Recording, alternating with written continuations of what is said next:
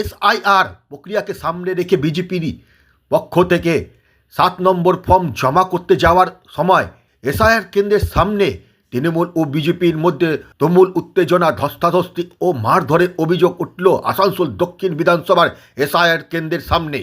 তৃণমূলের অভিযোগ, বিজেপি কয়েক হাজার 7 নম্বর ফর্ম এসআইআর কেন্দ্রে জমা করতে এসেছিল। তৃণমূল কংগ্রেস তার প্রতিবাদ করে।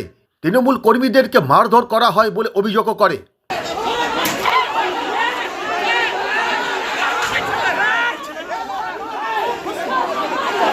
জেলা নেতৃত্ব, ব্লক নেতৃত্ব মূলত আসানসোল দক্ষিণ বিধানসভা এবং আসানসোল উত্তর বিধানসভার কয়েক হাজার ফর্ম 7 নিয়ে এসে তাদের উদ্দেশ্য গণেশ কুমারের নির্দেশ অনুযায়ী এখানে এই দুটো বিধানসভার তাদের কানাঘুষো যা শুনলাম প্রায় 25,000 আরো মানুষের নাম কাটার।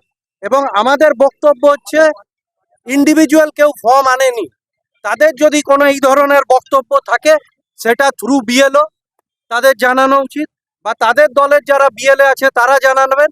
তারা সেটা করেননি। প্রায় 22 থেকে 25,000 নাম, কয়েক হাজার ফাইল দেখেছেন, কালো একটা হন্ডা গাড়িতে করে ওরা এনেছে এবং মহিলারাও তাদের সব এনেছে। আমরা ধরাতে আমাদের পূর্ণেন্দু চৌধুরী ব্লক সভাপতি আসানসোল দক্ষিণের, তিনি আমাদের যখন খবর দেন, আরো আমরা কাউন্সিলররা আরো যারা আছেন আমরা সবাই ওনার নির্দেশ পেয়ে এখানে হাজির হই এবং আমরা দেখি ওখানে প্রায় 150-200 বড় বড় ফাইল, মোটা এই ধরনের ফাইল নিয়ে বিজেপি কর্মীরা ঢুকতে যাচ্ছেন যে ফর্ম 7-এ এদের নাম বাদ দেবো। আমাদের বক্তব্য হচ্ছে যদি নাম বাদ দেওয়ার মতো কোনো যোগ্য থাকে নিশ্চিতভাবে বাদ দেবে, কিন্তু বিজেপিকে কে ঠিকা দিয়েছে যে কে মৃত কে মৃত নয়, তারা কোথা থেকে পেল? এবং এই যে কয়েকশো ফর্ম, এই ফর্মগুলো আমরা প্রশাসনকে বলবো, এই ফর্মগুলো যেগুলো দেখছেন বিএলএ, এগুলো কি এর তদন্ত করতে হবে। এভাবে বাংলায় ভোট জেতা যাবে না। বাংলার মানুষের অধিকার হনন করে এখানে ভোট জিততে হলে বাংলার মানুষের পাশে থেকে উন্নয়ন করে ভোট জিততে হবে। আমরা সকাল থেকে এখানে আমাদের কাছে খবর ছিল, বিজেপিরই লোক আমাদের খবর দিয়েছে, ওরা আজকে হাজার ফাইল আসানসোল উত্তর দক্ষিণ কুলটি জায়গায় নাম বাদ দেওয়ার জন্য আজকে কুলটির। আমরা যখন একে একে আসি দেখছি ওদের কিছু মহিলা কিছু জড়ো করে এই কালো রঙের গাড়িটাতে পেটি এরকম ফাইল এনেছে। দেখুন ফাইলে ওদের নাম লেখা আছে এবং আমরা যখন ওদের সার্চ করি ওরা ফেলে পাইয়ে গেল।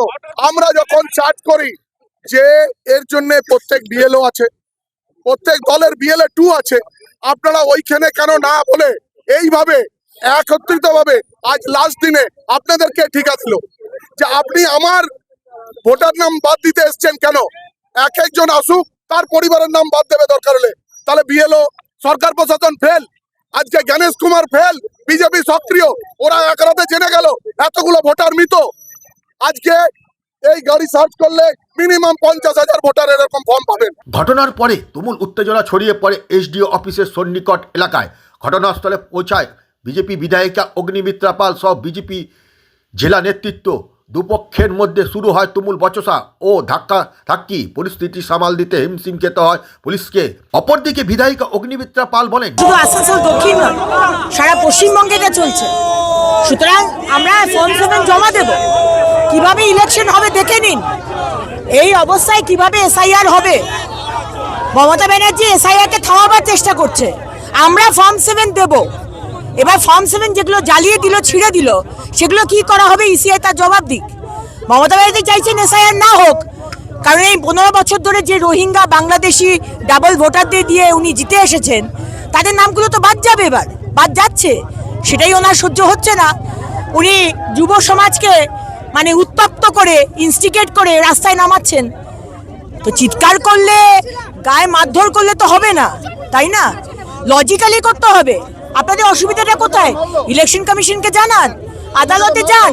কিন্তু আপনি আপনারই আরেকজন ভাই বা বোনের গায়ে হাত দিচ্ছেন, ফাইলগুলো পুড়িয়ে দিচ্ছেন। এই অরাজকতা এই আনারকির রাজত্ব একমাত্র মমতা ব্যানার্জি পারেন, আর সেটাই চলছে। ঠেলাঠেলি করা হয়েছে, আমাকে মারধর করা হয়নি, আমাকে কিন্তু ঠেলাঠেলি, আমিও ঠেলাঠেলির মধ্যে পড়েছি। আমার কার্যকর্তার মাথা ফাটিয়ে দিয়েছে অঞ্জনা, তার মাথা ফেটে গেছে। আজকে তাপসদা, তাকে মারধর করা হয়েছে, আজকে বহু কার্যকর্তাকে মারা হয়েছে। তো এগুলো তো মানা যায় না। আমরা একটা স্বচ্ছ ইলেকট্রাল ভোটার রোল দিতে চাইছি, সেখানে অসুবিধাটা কোথায়? কেন মমতা ব্যানার্জি এগুলো করছেন? কেন পাবলিককে ইনস্টিগেট করছেন? আপনি কি মনে করছেন যে এরকম ইনস্টিগেট করে এসআইআর বন্ধ করতে পারবেন? বন্ধ হবে না।